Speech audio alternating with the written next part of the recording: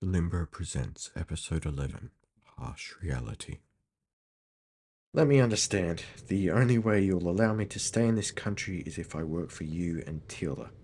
Yes, you seem to have a grasp on the situation. You have been identified as the Wayseeker, and one who, indirectly or otherwise, inspired Pitch and had a hand in the causation of the Pitch incident.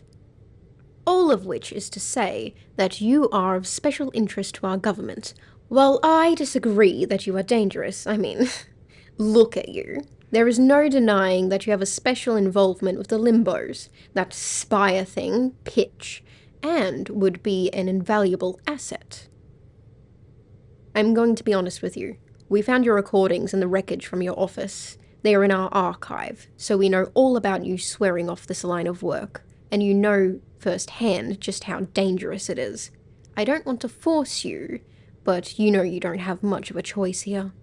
We will provide you with any accommodations and resources you need, no restrictions. More archival work. I can't say that's very exciting.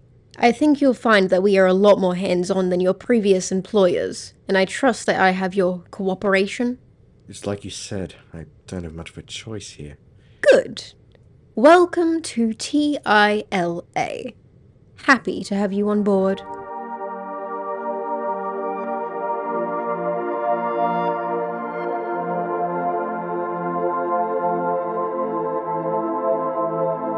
November 22nd, first day of the Wayseeker within the TILA. I have started off their assignment with basic testimony archival. Like what they did previously at the LRPU, the following is their mandatory audio recording of their day's events.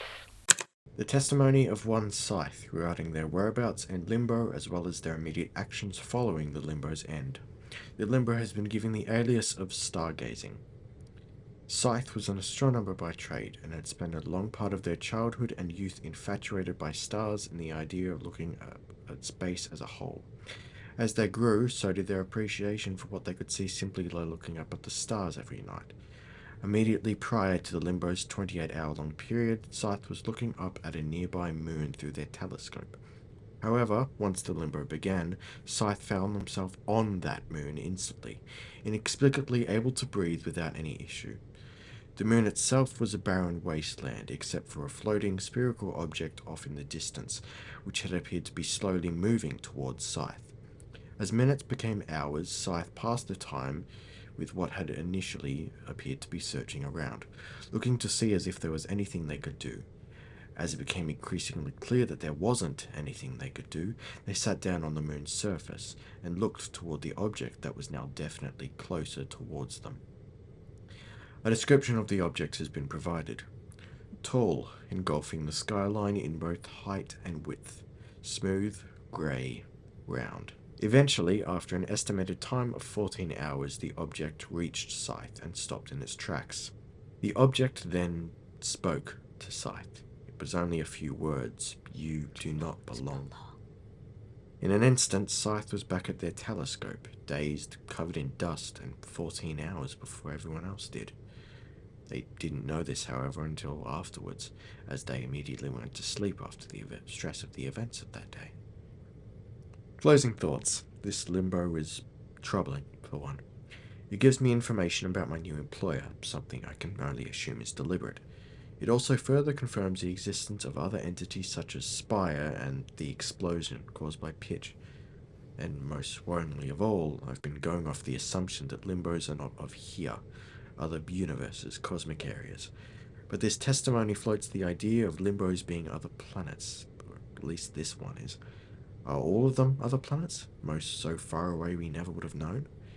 Was the city in Pitch's Limbo some kind of ruins instead of a metropolis like I originally assumed? Was my Limbo another planet too? I'm not sure what to make of this. So, how was your first assignment? You contacted an entity. Is that what you're calling them? Yes, I did. A brief contact, but contact nonetheless, I suppose. I don't think my contact was nearly on the same scale as yours, however. You even managed to record audio evidence of yours. Meanwhile, you have to trust that what you read was reality. What's that supposed to mean? Did you know that mental health facilities had a huge boost in attendance after the events of the Limbo? People assumed they'd spent the last 28 hours of their life hallucinating and tried to get treatment for it. You can understand where they are coming from, but I know where I came from. I found out that I came back early, so I knew this is the place I had to be. You see that jar in my desk in front of you? The one with the nondescript rock in it? Yes, you're telling me this is from... These limbos are real, physical places, and my intention here is to go to them, not by contact with some entity, but myself. And you, Wayseeker, will help me get there. Otherwise, you could always return to the smouldering wreckage of your past mistakes. Don't make another one. The Limbo is made by the Limbo Podcast. Scythe is played by Paige R. The title theme of The Limbo is Neutrino by Vic. His music can be found in the episode description. Episode scripts can also be found in the episode description. Thank you for listening.